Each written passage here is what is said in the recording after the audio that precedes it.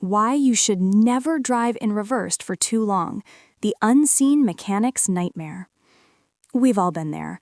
That moment of dread after missing a turnoff on a narrow, seemingly endless country road. The thought whispers in your ear, "It's just a few kilometers back. Would it really be so bad to just reverse?" What feels like a clever shortcut, a defiance of the universe's poor planning, is in reality a silent prayer for a mechanical catastrophe. While your mind calculates the saved minutes, your car begins a slow, grueling march towards a breakdown. Here is why you should resist that temptation and never, under any circumstances, drive in reverse for more than a few dozen meters. The illusion of normalcy and the grinding truth. To the average driver, reversing might feel a bit noisier, a bit less smooth, but ultimately harmless. The steering wheel still turns, the car still moves. What could possibly be wrong? This illusion is the first danger. The truth is hidden deep within the transmission, in a place you will never see, but whose health determines the very life of your vehicle. The gears responsible for forward motion, your first through sixth gears, are engineering marvels of precision. They are helical gears. Imagine them cut on an angle, their teeth engaging gradually and smoothly.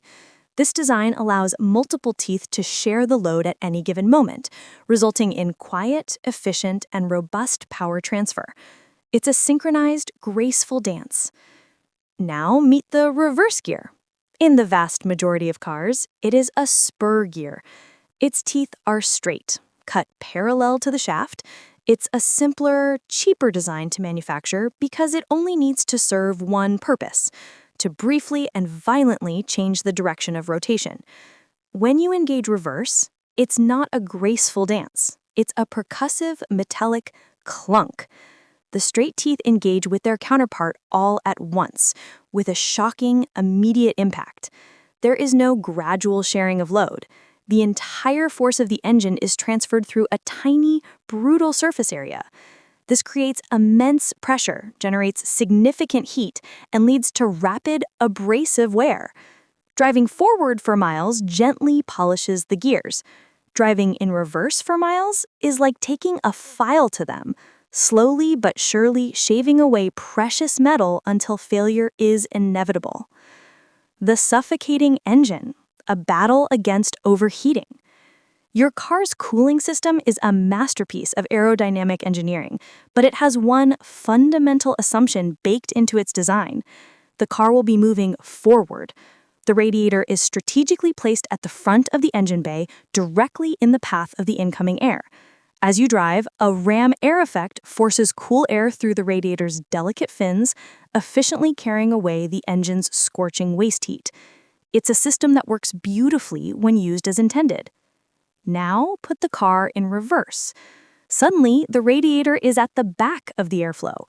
The natural ram air effect vanishes. The car is essentially moving backwards into a relative vacuum, with the engine block now acting as a wall shielding the radiator from any meaningful airflow.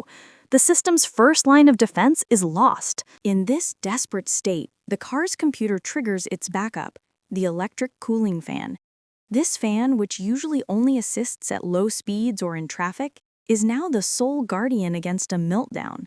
It roars to life, straining to pull a fraction of the air that would naturally flow forward. In moderate conditions, it might just barely keep up. But on a hot day, or under any load, like reversing up even a slight incline, it's a losing battle. The coolant temperature begins to creep into the red. The engine, deprived of its primary cooling mechanism, starts to cook itself. Prolonged overheating warps cylinder heads, blows head gaskets, and can seize the engine entirely, a death sentence that often costs more to repair than the car is worth. The domino effect on everything else. The transmission and cooling system bear the brunt of the assault, but the damage doesn't stop there. The entire vehicle is a system designed for forward motion. The drivetrain, constant speed reverse driving, places unusual and sustained stress on the drive shaft, CV joints, and differential.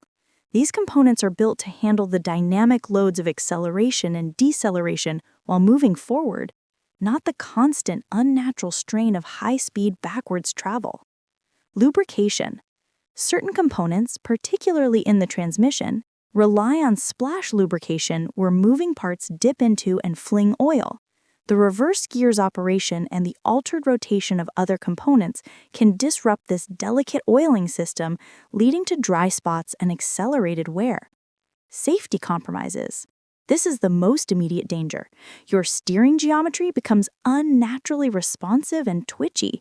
The car's weight distribution and handling characteristics are completely altered, making it profoundly unstable. Your visibility is severely restricted, relying on small mirrors and a rear-view window that offers a terrifyingly narrow field of view.